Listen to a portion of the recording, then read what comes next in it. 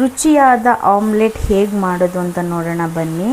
ಸಿಂಪಲ್ಲಾಗಿ ಈಸಿಯಾಗಿ ಮಕ್ಕಳಿಗೆ ಎಲ್ರಿಗೂ ದೊಡ್ಡವ್ರಿಗಾದ್ರೂ ಅಷ್ಟೇ, ಈವನ್ ಸೈಡ್ಸ್ಗೂ ಆಗುತ್ತೆ ಇದು.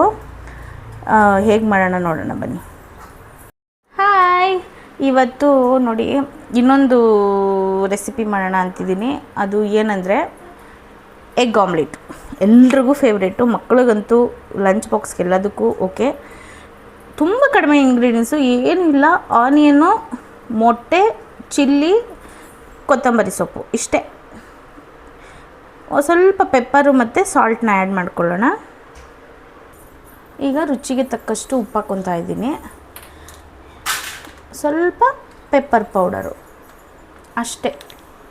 ನೋಡಿ, ಏನಿಲ್ಲ, ಸುಮ್ಮನೆ ನೀಟಾಗಿ ಮಿಕ್ಸ್ ಮಾಡ್ಕೊಳ್ಳೋಣ. ನಮ್ಗೆ ಸ್ವಲ್ಪ ಈರುಳ್ಳಿ ಇಷ್ಟ ಆಗುತ್ತೆ, ಅದಕ್ಕೆ ಸ್ವಲ್ಪ ಜಾಸ್ತಿ ನಾವು ಈರುಳ್ಳಿ ಹಾಕ್ಕೊಂಡಿದ್ದೀವಿ. ನಿಮಗೆ ಬೇಕು ಅಂದರೆ ಹಾಕ್ಕೊಳ್ಳಿ, ಇಲ್ಲಾಂದರೆ ಕಡಿಮೆನೇ ಹಾಕ್ಕೊಳ್ಳಿ, ಊಟಕ್ಕೆ ಚೆನ್ನಾಗಿರುತ್ತೆ. ನೋಡಿ, ಈ ಥರ ನೀಟಾಗಿ ಮಿಕ್ಸ್ ಮಾಡಿದ್ರೆ ಫ್ಲಫಿಯಾಗಿ ಚೆನ್ನಾಗಿ ಬರುತ್ತೆ ಆಮ್ಲೆಟು.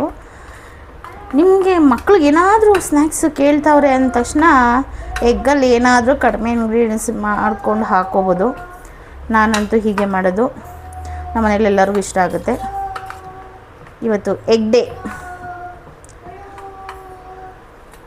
ನೋಡಿ, ಅಂಚು ಆಲ್ರೆಡಿ ಕಾದಿದೆ.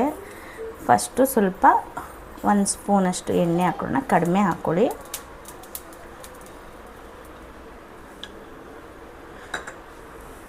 ನೋಡಿ, ಈ ಥರ ಮಾಡ್ಕೊಂಡಿದ್ದೀನಿ.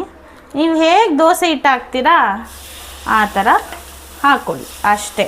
ನಿಮಗೆ ಯಾವ ಥರ ದೊಡ್ಡದು ಬೇಕು ಅಂದರೆ ದೊಡ್ಡದು ಮಾಡ್ಕೊಳ್ಳಿ, ಚಿಕ್ಕದು ಬೇಕು ಅಂದರೆ ಚಿಕ್ಕದು ಮಾಡ್ಕೊಳ್ಳಿ. ನಮ್ಗೆ ಇಷ್ಟು ಸಾಕು, ನೀಟಾಗಿ ಆಗುತ್ತೆ ಎಲ್ಲ. ನೋಡಿ, ಕೊತ್ತಂಬರಿ ಸೊಪ್ಪು, ಆನಿಯನ್ನು, ಪೆಪ್ಪರು, ಸಾಲ್ಟ್, ಅಷ್ಟೇ. ಎಗ್ ಇಷ್ಟೇ ಐಟಮಲ್ಲಿ ಸಿಂಪಲಾಗಿ ಈಸಿಯಾಗಿ ಮಾಡ್ಕೊಂಡು ತಿನ್ನಿ.